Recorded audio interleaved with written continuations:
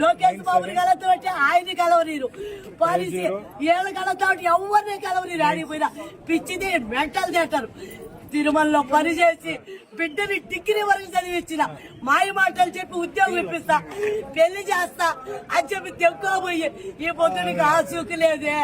తిరిగి తిరిగి తిరిగి దుర్గమ్మ దర్శనం చేసి పొద్దున్న లేచి పవన్ కళ్యాణ్ కలుద్దామని ఇక్కడికి వచ్చిన హోంమంత్రిని 3 సార్లు కలిసిన చేస్తా వీళ్ళు అనేది. ఇప్పుడు వరకు నా బిడ్డలు ఆసూకే లేదు. దయచేసి నా బిడ్డను ఎంచారు వచ్చి బయట పెట్టండి. దయచేసి నా బిడ్డను ఉద్యోగం ఇప్పించి పెళ్లి చేయండి. నా కాడికి నాకున్నా పర్వాలేదు. నా బిడ్డ ఆడున్నా బాగుండా డ్రగ్స్ లకి మందులకి అలవాటు చేయొద్దు అని మీకు దండం పెడతా.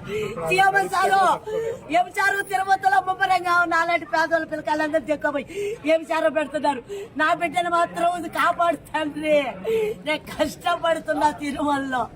నాకు ఇదిగా ఈ బిడ్డను కూడా మీరే చదివించండి. ఈ బిడ్డను కూడా చదివించండి. సీఎం సార్ మీకు దండం పెడతా. మీకు నారావారి పల్లికి వచ్చిన కలిసిన ఆడ పోలీసులు నన్ను భయపెట్టారు. సీఎం సార్ చెప్పొద్దు. ఇది రేడుగొట్టి అమ్మారు వీళ్ళందరూ చంపేస్తున్నారు.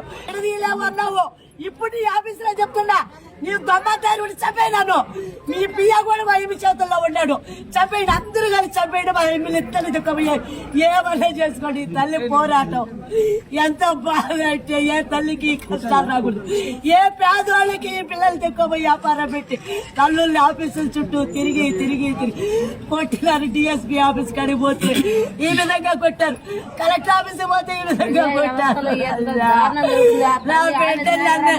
బిడ్డల కోసం పోరాటానే ఉంటారు. కొట్టారు. నా బిడ్డ కోసం నేను పోరాటం తప్ప 20 ఇండ్లు ఖాళీ చేయించారు. 20 ఇండ్లు ఖాళీ చేయించారు. 20 ఇండ్లు.